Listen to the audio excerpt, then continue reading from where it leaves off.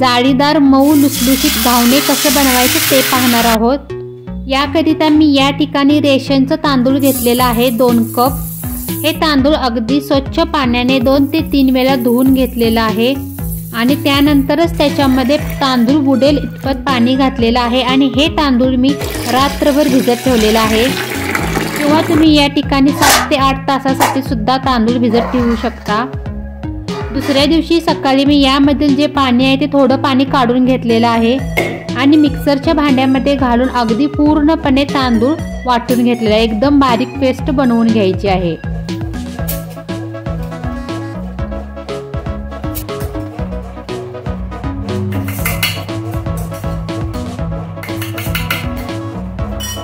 हे तांदूळ पूर्णपणे बारीक पेस्ट बनवून घ्यायचे आहे।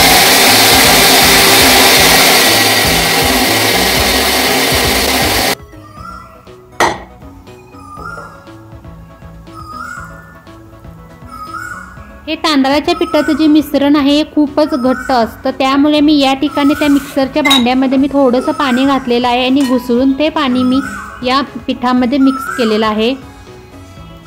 गरजेनुसार या ठिकाणी तुम्ही पाणी ॲड करू शकता।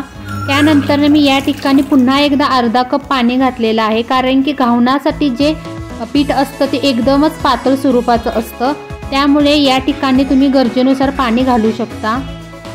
त्यानंतर याच्यामध्ये मी 1 चमचा मीठ घातलेला आहे। अगदी चमच्याच्या मदतीने व्यवस्थितपणे हे पीठ ढवळून घ्यायचं आहे।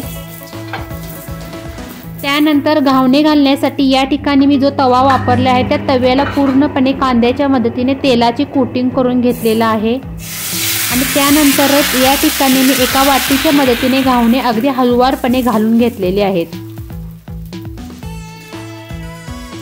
त्यानंतर घावणे हे अगदी मऊ लुसलुशीत व्हावेत याकरिता या ठिकाणी त्याच्यावरती झाकण ठेवायचं आहे आणि 1 ते 2 मिनिटं अगदी व्यवस्थितपणे शिजू द्यायचे आहेत। तुम्ही बघू शकता की या घावण्याच्या ज्या साईडच्या ज्या कडा आहेत त्या आपोआप सुटलेल्या आहेत। तसेच कलर सुद्धा अगदी अप्रतिम आलेला आहे आणि जाळी सुद्धा त्याला पडलेली आहे। त्यानंतर पुन्हा एकदा तीच प्रोसेस रिपीट करायची आहे। तव्याला पूर्णपणे तेलाने कोटिंग करायचं आहे, त्यामुळे काय होतं अजिबात घावणे तव्याला चिपकत नाहीत। त्यानंतर पुन्हा एकदा तव्यावरती घावण घालून झाल्यानंतर झाकण लावून 1 ते 2 मिनिटं शिजवून घ्यायचं घावण।